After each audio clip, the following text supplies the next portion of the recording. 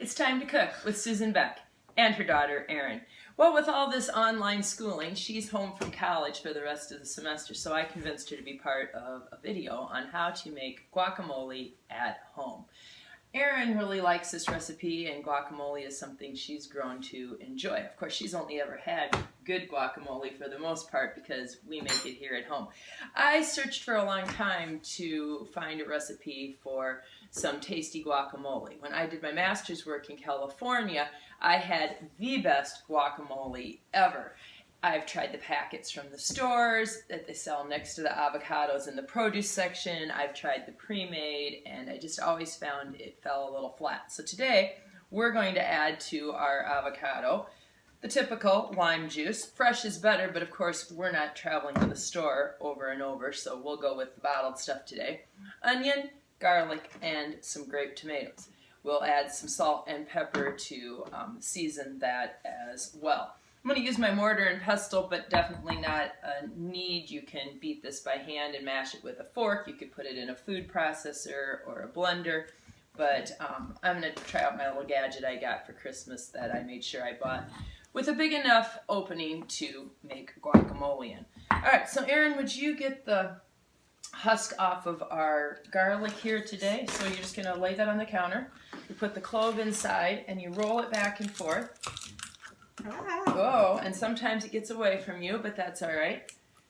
If you roll hard enough, the little husk around it that's sometimes difficult to remove comes right off. All right, there we go. We've got our clove of garlic. We're going to put that into our chopper along with a small amount of onion. I'll probably have a couple tablespoons of diced onion when we're done. All right, next job for you, dear, is chop up the onion and the garlic. And away she goes.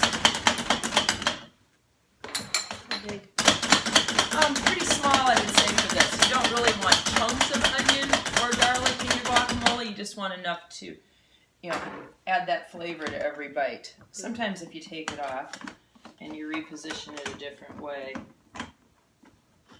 start popping it on different pieces in different directions. Okay, looks good. Let's put that into the bowl. You might need a spoon out of the drawer there. All right, while she's doing that, I'm going to take my avocado and cut it in half. This is a very ripe one. I always, when I buy them at the store, want them to have just a slight push to them, that they are somewhat on the soft side, but I do not want them mushy. All right, out pops that great big seed that we will not be needing. Oh, you're going to pop that on there and chop a little more? Okay, we're going to make that into smaller pieces. While she finishes that, I'm going to take these 4 grape tomatoes and cut them into small pieces.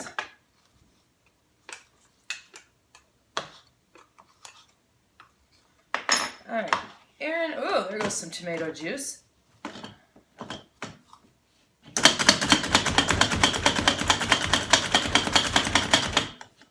As you can see, we want everything finely diced for our guacamole. And that's probably just a piece of onion. That's not really something we want to use. Sometimes those outside layers of the onion are kind of tough, so we're going to get rid of those. All right, in comes the tomato. If you want to use your spoon then to scoop out the avocado, grab a paper towel.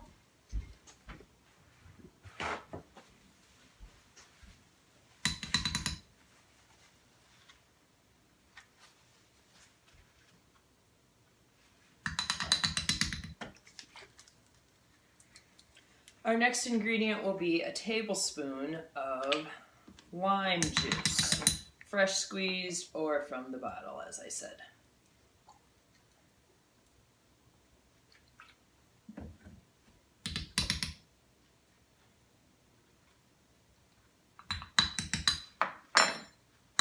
Good. All right, pinch of salt and some fresh ground pepper.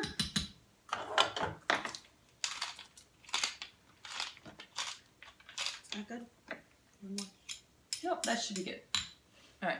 Of course, it's one of those things you're going to want to taste it and see what you think. All right, Erin's never used my mortar and pestle before since she's been off at Madison studying since I've had it.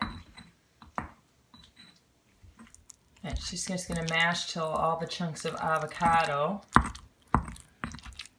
are to a consistency that she likes, that she might want to enjoy with her chips. Okay, so I think our guacamole looks pretty good here. Why don't we give it a taste here?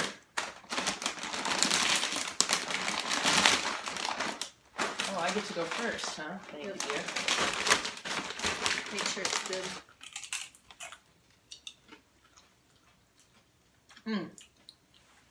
It's very good. Between the saltiness and the chips and a little bit of salt that we put into the guacamole, that's pretty good. And I really like the tomato and the garlic with it. It really adds a lot over just avocados and lime juice. Now, the thing with guacamole is this will easily go brown, and it's not going to hurt you when it goes brown, but it's not very pleasant to look at. So I would suggest not making it very far ahead.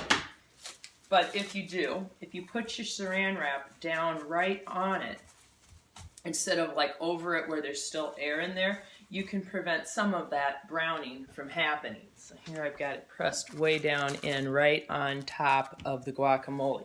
The reason it turns brown is oxidation, or its exposure to air. Once that avocado has been broken into two pieces, it starts to brown. So there's a little tip for keeping it green a little bit longer. Of course, I think we plan to eat this right away. It'll be gone soon.